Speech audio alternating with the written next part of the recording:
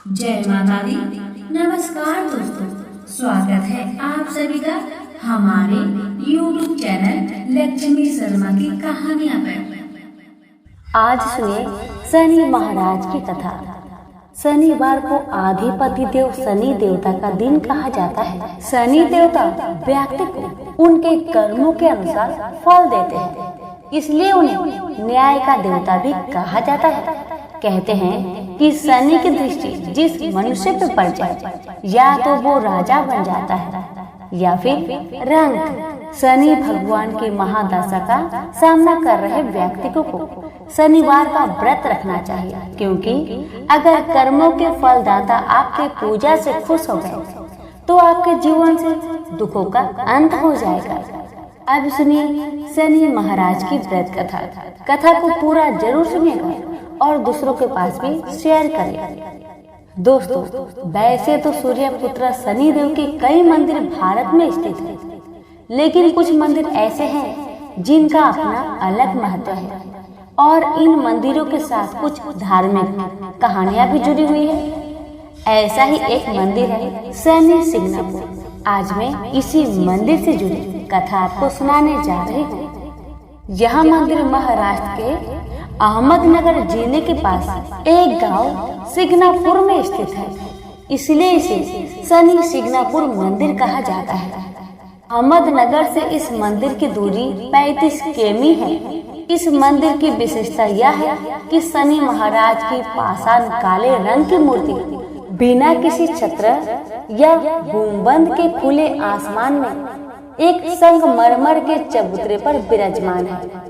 इस मूर्ति की ऊंचाई लगभग 5.9 फीट है और चौड़ाई करीब 1.6 फीट की है। शनि भगवान की मूर्ति के साथ में एक त्रिशूल लगा हुआ है, जो शिव भगवान का प्रतीक है।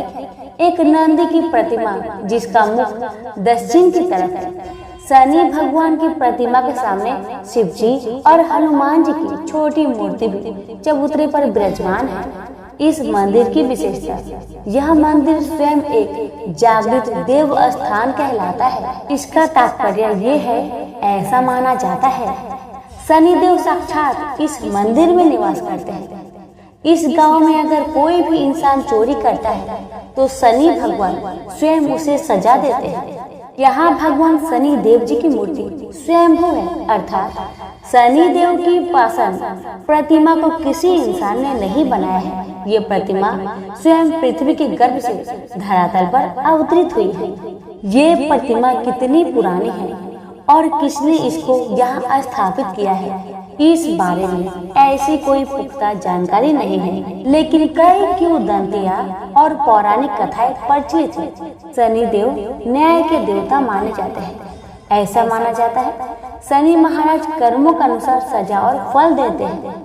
अगर किसी के जीवन में बुरा समय चल रहा है तो यह कहा जाता है कि शनि की महादशा उस पर चल रही है। जिस भक्तों पर शनि की निगाह टेढ़ी है वो यहाँ इस मंदिर में आकर पूजा अर्चना कर शनि देव को मनाते हैं। देश विदेश से शनि भक्त यहाँ आते हैं। शनि अमावस्या और शनि जयंती का अपना एक विशेष महत्व है। इस दिन श्रद्धालुओं के लिए विशेष प्रबंध किए जाते हैं। श्रद्धालु भगवान शनि की प्रतिमा को पानी और तेल के साथ स्नान कराते हैं और फूल चढ़ाते हैं। मेले के दिन शनि भगवान की पालकी का आयोजन किया जाता है। सिग्नापुर गांव के लोगों का मानना है इस गांव पर साक्षात शनि देव की कृपा है। इस गांव में किसी भी घर में दरवाजे नहीं हैं। यहाँ बाहर जाने आने वाले लोग भी अपने अपने वाहनों को बिना ताला चाबी लगाए खुला छोड़ निश्चित घूमते हैं। कीमती सामान हीरे जवाहरात सोना चांदी को भी तिजोरिया में नहीं रखा जाता है। और तो और यहाँ बैंकों और डाक खाने में भी गेट या दरवाजे नहीं है। गांव वाले का विश्वास है कि चोरी करने वाले को स्वयं शनि देव सजा देते हैं। चोरी करने वाला चोरी करने के बाद इस गांव से बाहर नहीं जा पाता। उससे पहले ही उसके जीवन में संकट आने शुरू हो जाते हैं। कथा, करीब 300 साल पहले गांव और आसपास के इलाके में भयंकर बारिश हुई और बाढ़ जैसा हालात हो गए। पास में ही नाश नाला नदी के किनारे पर एक अजीबोगरीब काले रंग का पाषाण पत्थर कहीं से आ गया। लोग उस पत्थर को देखकर हैरान थे। किस्से कहानियां में बताते हैं कि एक गांव वाले ने उस पत्थर पर किसी नुकीले चीज से प्रहार किया तो उस पत्थर में से खून के रंग के जैसा कुछ निकलने लगा। ये देखकर वह डर गया और गांव में भाग गया। एक रात शनिदेव ने गांव के एक गरीब को सपने में बताया कि वो मेरी प्रतिमा है, उस मूर्ति को लाकर गांव में स्थापित करो। गडरिये ने स्वप्न की बात गांव वालों को बताई और गांव वाले प्रभु इच्छा मानकर उस पत्थर को लेने निकल पड़े, लेकिन उस पत्थर को वहां से हिला भी नहीं पाए। प्रभु शनिदेव ने गडरिये को दूसरे दिन फिर सपने में बताया कि कोई सगे मामा भांजा ही मेरी प्रतिमा को वहां से गांव में ला सकता है। गांव वाले ने जैसा शनिदेव जी ने कहा वैसा ही किया और शनि महाराज की प्रतिमा को गांव में एक खुले स्थान पर स्थापित कर दिया। मूर्ति स्थापित होने के बाद शनिदेव ने गांव वालों को स्वप्न दिया और कहा, इस गांव की रक्षा अब मैं करूंगा। जो भी इस गांव में चोरी और गलत काम करेंगे उसको सजा स्वयं मैं दूंगा। आप अपने घरों से किसी भी तरह की सुरक्षा हटा लें। शनि देव महाराज के आदेश पाकर सभी गांव वालों ने अपने घरों से दरवाजा निकाल दिए। यही परंपरा कई सालों से यहाँ चली आ रही है। यहाँ पूरे गांव में किसी भी घर में गेट और दरवाजा नहीं है। और तो और अपनी कीमती चीजें को भी गांव वाले तिजोरी में नहीं रखते। यहाँ एक यूसीओ बैंक की शाखा है, उसमें भी कोई गेट और सिक्योरिटी नहीं है। इस अद्भुत और अविश्वसनीय मान्यता के कारण ये जगह विश्व प्रसिद्ध है और लाखों की तादाद में भक्त रोज यहाँ दर्शन करने आते हैं। प्रेम से बोले शनि महाराज की जय। पार्वती जब भी अपने पति शिव के साथ दूसरे देवताओं के निवास स्थान पर जाती और वहाँ उनके सजे धजे सुंदर भवनों को देखती तो उन्हें बड़ी ही हीनता का बोध होता। वे यह महसूस करती थी, हमसे छोटे छोटे देवताओं के पास भी बड़े बड़े भव्य भवन हैं, लेकिन हमारे पास तो कुछ भी नहीं। कहने को मैं आदि देव शिव की पत्नी हूँ, लेकिन रहने के लिए मिली है कैलाश पर्वत की कंदराएं और पहनने के लिए बलकर किसी उचित आवास के अभाव में अन्य सुख सुविधाओं का उपभोग नहीं कर सकती। एक दिन पार्वती ने अपने मन की व्यथा अपने पति शिव से कही। शिव जी सुनकर मुस्कुराए, फिर बोले, इसमें हीनता की तो कोई बात ही नहीं देवी। प्रत्येक व्यक्ति की अपनी अपनी जीवन शैली होती है। हमारी जीवन शैली यही है, हम अपनी इस शैली को हीन क्यों समझें? अन्य देवगण प्रकृति से बहुत दूर है, जबकि हम प्रकृति की गोद में निवास करते हैं। यह तो हमारे लिए गौरव की बात है, हीनता की नहीं। शिव के तर्कों से पार्वती संतुष्ट नहीं हुई और बोली, मुझे आपकी ये बातें समझ में नहीं आती देव। मुझे तो अपना एक आवास चाहिए, बहुत ही भव्य और सुख सुविधा से पूर्ण। शिव ने अपनी सहज मुस्कान से साफ उत्तर दिया, इसमें क्या मुश्किल है देवी, मैं अभी विश्वकर्मा को बुलवा देता हूँ, उनसे जैसा चाहो वैसा आवास बनवा लो। विश्वकर्मा को बुलाया गया। पार्वती ने आदेश दिया, हमारे लिए ऐसा भव्य बनाओ जैसे विश्व में कहीं न हो। विश्वकर्मा ने आदेश स्वीकार किया। निर्माण कार्य प्रारंभ हो गया। कुछ ही समय में पार्वती की इच्छा अनुसार भव्य भवन तैयार हो गया। अपने भवन को देखकर पार्वती अति प्रसन्न हुई। गृह प्रवेश की तैयारी होने लगी। पार्वती चाहती थी गृह प्रवेश के समय सभी प्रमुख देवता हमारे यहाँ उपस्थित रहे। शिव ने अपनी सहमति दे दी। सभी प्रमुख देवी देवताओं को आमंत्रण भेजा गया। यह प्रवेश के समय वे सब कैलाश पर्वत पर आ गए। उन्होंने पार्वती के भव्य भवन की भूरी भूरी प्रशंसा की, लेकिन विश्व नेति ब्रह्मा खामोश रहे। जब सब देवी देवता जाने लगे तो पार्वती ने ब्रह्मा जी से पूछा, देव क्या आपको यह आवास पसंद नहीं आया? ब्रह्मा जी ने आश्चर्य व्यक्त करते हुए पार्वती से प्रश्न किया, देवी मैंने कब ऐसा कहा? आपके चेहरे की भाव भंगिमा कुछ ऐसे कह रही है प्रभु। पार्वती ने अपनी शंका स्पष्ट की। फिर ब्रह्मा जी को मौन देखकर पार्वती ने अपनी बात आगे बढ़ाई, तो आप कुछ संकोच कर रहे हैं, स्पष्ट कहिए क्या बात है? ब्रह्मा जी ने तनिक रुककर उत्तर दिया, देवी और तो सब ठीक है, लेकिन इस प्रसाद पर शनि की कुदृष्टि है। इतना कहकर वे वहाँ से चले गए। पार्वती ने ब्रह्मा जी की बात शिव को बतलाई तो वे कुछ चिंता में पड़ गए। पार्वती ने पूछा, प्रभु शनि की दृष्टि से क्या हो सकता है? यह प्रसाद जल सकता है? भगवान शिव ने उत्तर दिया, हाँ। यह सुनकर पार्वती भी चिंतित हो गई और बोली, प्रभु इसके लिए कोई उपाय कीजिए। शिव ने निराश व्यक्त की, शनि की दृष्टि को हटाना सरल नहीं है देवी। शिव का उत्तर सुनकर पार्वती आवेश में आ गई और बोली, सरल क्यों नहीं है? आप अभी शनि लोक जाइए और शनि देव से कहिए कि वह हमारे प्रसाद से अपनी कुदृष्टि हटा ले। यदि वह मान जाए तो आप तत्काल उसे कोई वरदान दे दीजिएगा, और यदि न माने तो आप अपना डमरू जोर से बजा दीजिएगा। मैं स्वयं अपने प्रसाद को आग लगा दूंगा।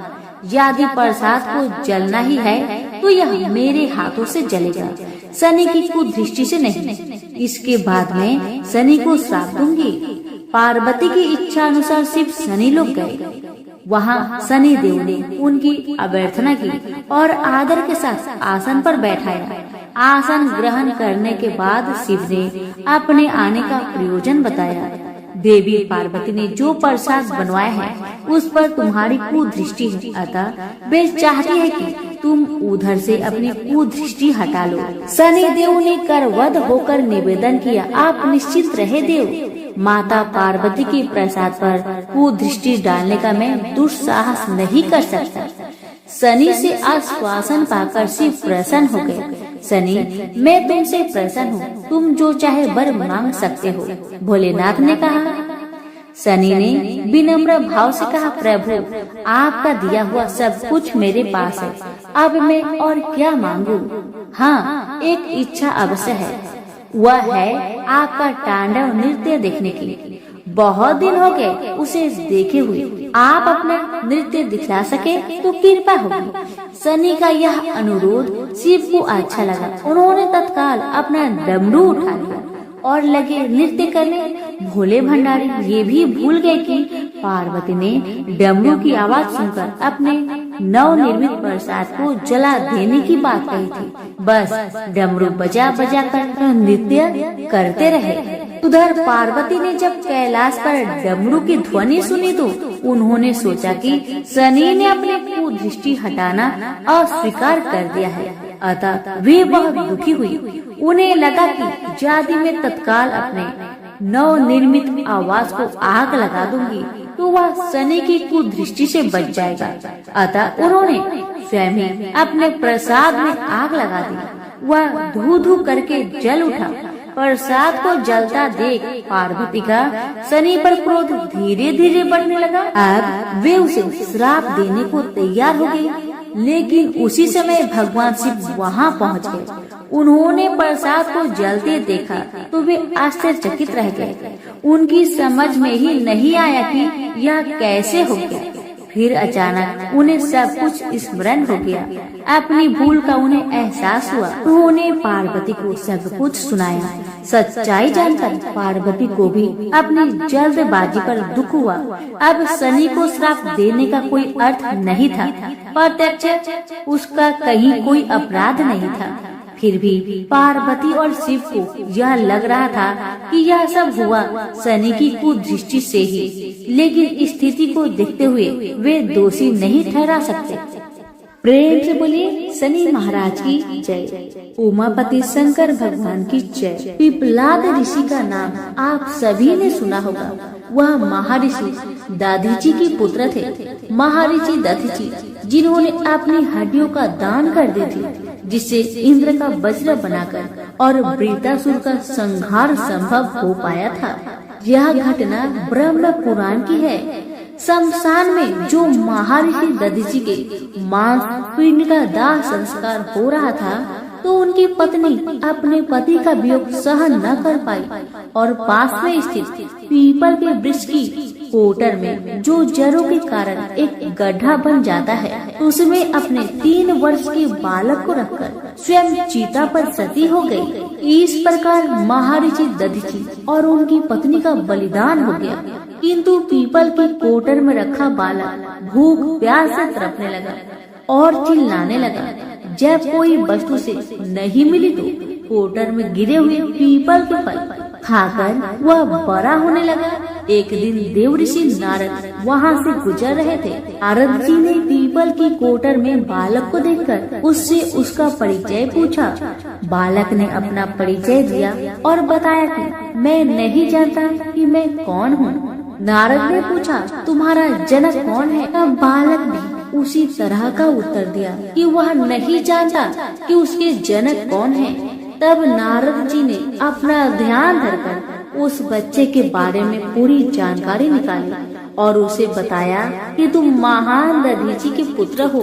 तुम्हारे पिता की अस्थियों का वज्र बनाकर ही देवताओं ने असुरों पर विजय प्राप्त की थी। नारद ने बताया कि तुम्हारे पिता दधीचि की मृत्यु मात्र 31 वर्ष की उम्र में ही हो गई थी।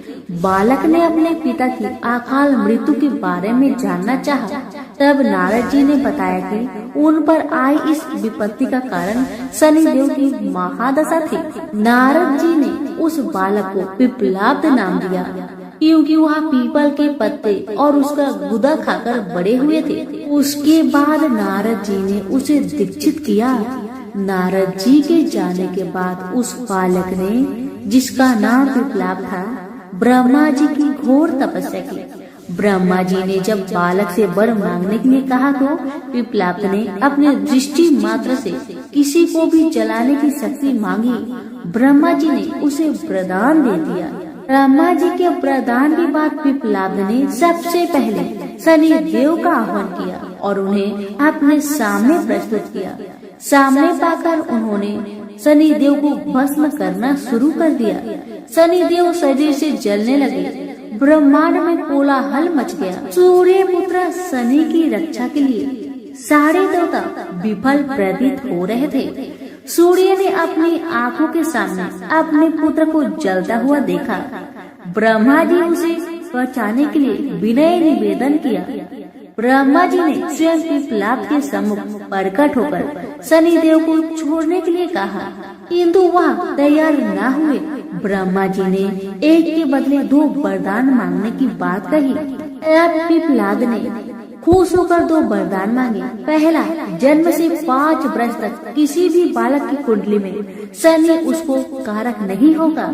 जैसे मैं अनाथ हुआ, शनि के कारण कोई और अनाथ नहीं होगा।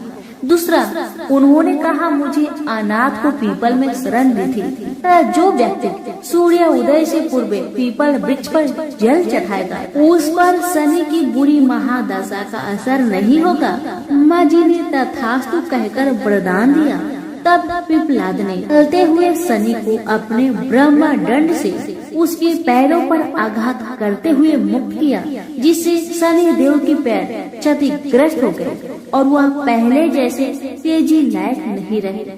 आता तभी से शनि को शनिचराय, जिसे हम आम भाषा में शनिचर कहते हैं, कहा जाता है कि रतिया शनिचरा जो धीरे धीरे चलता है, वह शनिचराय आग से जलने के कारण शनि की काया काली पड़ गई। आप अक्सर किसी भी पीपल के पेड़ के नीचे शनि की काली मूर्ति जरूर देखते होंगे। उसके पीछे यही पौराणिक कारण है। जब शनि की महादशा या 7.5 चलती है, जो आपके लिए अच्छी नहीं है, तो ज्ञानी जनों के पास बहुत सारे उपाय होते हैं, परंतु आम जनों को करने का एक साधारण सा उपाय मैं आपको बताती हूँ, जिसका लाभ 100% मिलता है। आपको सुबह उठना है, सूर्योदय से पूर्व नहा धोकर पीपल के वृक्ष को जल देना है, उसके साथ चक्कर लगाने हैं और 7 चक्कर लगाने के बाद इस मंत्र को हिंदी में बोलना है। आपको कहना है कि जिस तरह से आपने पिपलाद ऋषि की रक्षा की थी, ठीक उसी तरह मेरी भी रक्षा करें और आप पाएंगे कि कुछ ही दिनों में आपकी जिंदगी में शनि के बुरे प्रभाव कम होते जा रहे हैं। प्रेम से बोलिए शनि भगवान की जय, पिपलाद ऋषि की जय। पुराणों में शनि देव के जन्म की कई कथाएं मौजूद हैं, जिससे सबसे अधिक प्रचलित कथा स्कंद पुराण के काशी खंड में मौजूद है। कथा के अनुसार सूर्य देव का विवाह राजा दक्ष की पुत्री संज्ञा के साथ हुआ था। सूर्य देव और संज्ञा को 3 पुत्र वैश्वत, यमराज और यमुना का जन्म हुआ। सूर्य देव का तेज काफी अधिक था, जिसे लेकर संज्ञा काफी परेशान रहती थी। वे सूर्य देव की अग्नि को कम करने का उपाय सोचती रहती थी। सोचते सोचते उन्हें एक उपाय सूझा और उन्होंने अपनी एक हमशक्ल बनाई, जिसका नाम उन्होंने स्वर्णा रखा। स्वर्णा के कंधों पर अपने 3 बच्चों की जिम्मेदारी डालकर संज्ञा जंगल में कठिन तपस्या के लिए चली गई। संज्ञा की छाया होने के कारण सूर्य देव को कभी स्वर्णा पर शक नहीं हुआ और स्वर्णा एक छाया होने के कारण उसे भी सूर्य देव की तेज से कोई परेशानी नहीं हुई। उधर संज्ञा तपस्या में लीन थी, वही सूर्य देव और स्वर्णा से 3 बच्चे मनु, शनिदेव और भद्रा का जन्म हुआ। हिंदू धर्म में यह कथा काफी प्रचलित है। कहा जाता है एक बार भगवान सूर्य देव पत्नी स्वर्णा से मिलने आए। सूर्य देव की तप और तेज के आगे शनिदेव महाराज की आंखें बंद हो गई और वे उन्हें देख नहीं पाए। वही शनिदेव की वर्ण को देख भगवान सूर्य ने पत्नी स्वर्णा पर शक करते हुए कहा कि ये मेरा पुत्र नहीं हो सकता। ये बात सुनते ही शनिदेव के मन में सूर्य देव के लिए शत्रु भाव पैदा हो गए, जिसके बाद उन्होंने भगवान शिव की कठिन तपस्या करनी शुरू कर दी। शनिदेव की कठिन तपस्या के बाद भगवान शिव प्रसन्न हुए और उन्हें वरदान मांगने को कहा। इस बात पर शनिदेव ने शिव जी से कहा कि सूर्य देव मेरी माँ का अनादर और प्रताड़ित करते हैं, जिस वजह से उनकी माता को हमेशा अपमानित होना पड़ता है। उन्होंने सूर्य देव से ज्यादा शक्तिशाली और पूजनीय होने का वरदान मांगा। शनिदेव की इस मांग पर उन्होंने शनिदेव को नवग्रहों का स्वामी होने का वरदान दिया। उन्हें सबसे श्रेष्ठ स्थान की प्राप्ति हुई। इतना ही नहीं, उन्हें ये भी वरदान दिया गया कि सिर्फ मानव जातक का ही नहीं बल्कि देवता, असुर, गंधर्व, नाग और जगत के सभी प्राणी उनसे भयभीत रहेंगे। प्रेम से बोलिए शनि महाराज की जय हो। एक ब्राह्मण को सपने में नीली घोड़ी पर नीले कपड़े पहने एक आदमी दिखाई देता है और कहता है, हे ब्राह्मण देवता, मैं तेरे लगूंगा। ब्राह्मण घबरा कर उठ गया। अगले दिन यही सपना उसे फिर आता है। यह सपना उसे रोज आने लगा। वह परेशान हो गया और चिंता के मारे दुबला होने लगा। उसकी पत्नी ने कारण पूछा तो उसने सपने के बारे में बताया। ब्राह्मणी बोली, वे अवश्य ही शनि महाराज होंगे। अब की बार देखे तो कहना लग जाओ, पर 1.25 पहर से ज्यादा मत लगना। उस दिन सपना आने पर ब्राह्मण ने कहा, लग जाओ, पर कितने समय के लिए लगोगे? शनि जी बोले, 7.5 वर्ष का लगूंगा। ब्राह्मण ने कहा, क्षमा करे शनि जी, इतना भारी तो मुझसे झेला नहीं जाएगा। तब शनि जी बोले, तो 5 वर्ष का लग जाऊंगा। ब्राह्मण बोला, यह भी मेरे लिए ज्यादा है। शनि जी बोले, 2.5 साल का लग जाओ। ब्राह्मण ने मना किया तो शनि जी कहने लगे, 1.25 पहर का तो लगूंगा ही, इतना तो कोढ़ी कलंगी भिखारी के भी लग जाता हूँ। तब ब्राह्मण ने कहा, ठीक है।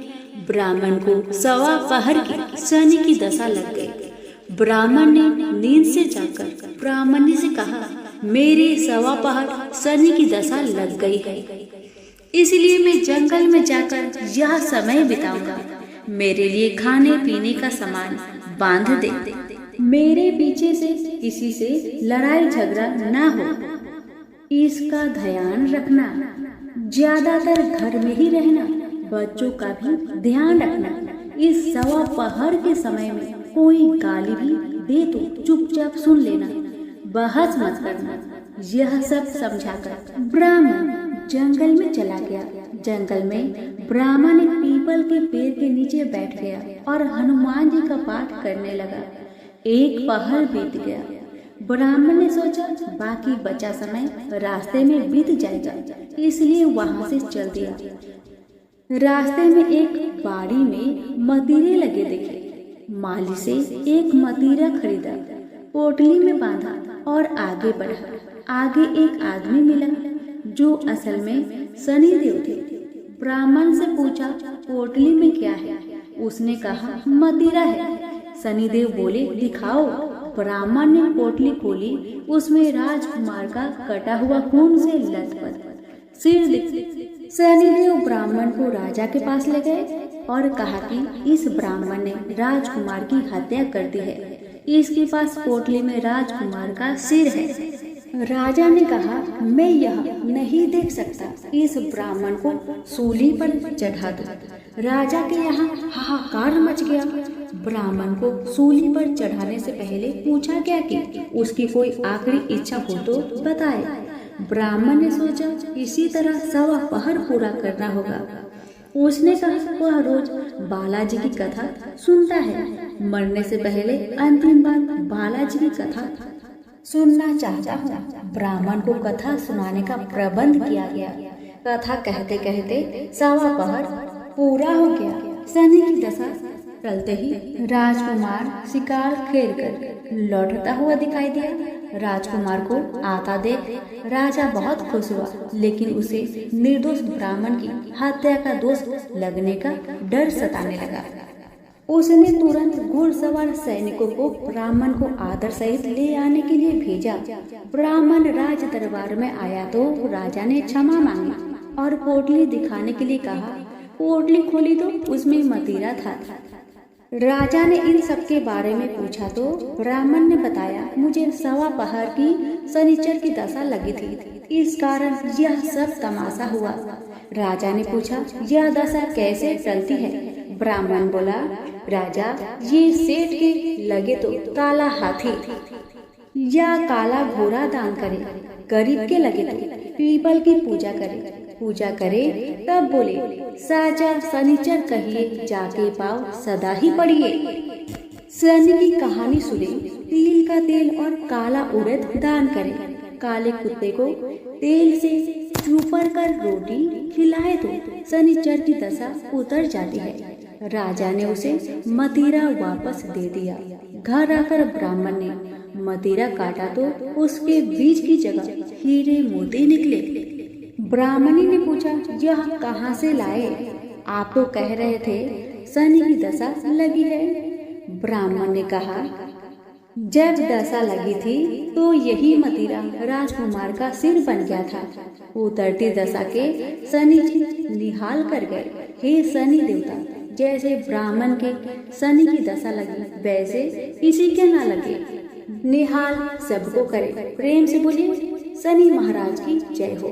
एक समय स्वर्गलोक में सबसे बड़ा कौन, ये प्रश्न पर 9 ग्रह में वाद विवाद हो गया। विवाद इतना बढ़ा कि परस्पर भयंकर युद्ध की स्थिति बन गई। निर्णय के लिए सभी देवता देवराज इंद्र के पास पहुँचे और बोले, हे देवराज, आपको निर्णय करना होगा कि हम में से सबसे बड़ा कौन है। देवताओं का प्रश्न सुनकर देवराज इंद्र उलझन में पड़ गए। इंद्र बोले, मैं इस प्रश्न का उत्तर देने में असमर्थ हूँ। हम सभी पृथ्वी लोक में उज्जैनी नगरी में राजा विक्रम आदित्य के पास चलते हैं। देवराज इंद्र सहित सभी ग्रह उज्जैनी नगरी पहुँचे। महल में पहुंचकर जब देवताओं ने उनसे अपना प्रश्न पूछा तो राजा विक्रमादित्य भी कुछ देर के लिए परेशान हो उठे, क्योंकि सभी देवता अपनी अपनी शक्तियों के कारण महान थे। किसी को भी छोटा या बड़ा कह देने से उनके क्रोध की प्रकोप से भयंकर हानि पहुंच सकती थी। अचानक राजा विक्रमादित्य को एक उपाय सूझा और उन्होंने विभिन्न धातुओं स्वर्ण, रजत, कांसा, तांबा, सीसा, रांगा, जस्ता, अब्रक व लोहे के 9 आसन बनवाए। धातुओं के गुणों के अनुसार सभी आसनों को एक दूसरे के पीछे रखवाकर उन्होंने देवताओं को अपने अपने सिंहासन पर बैठने को कहा। देवताओं के बैठने के बाद राजा विक्रमादित्य ने कहा, आपका निर्णय तो स्वयं हो गया। जो सबसे पहले सिंहासन पर विराजमान है वही सबसे बड़ा है। राजा विक्रमादित्य के निर्णय को सुनकर शनि देवता ने सबसे पीछे आसन पर बैठने के कारण अपने को छोटा जानकर क्रोधित होकर कहा, राजा विक्रमादित्य, तुमने मुझे सबसे पीछे बैठाकर मेरा अपमान किया है।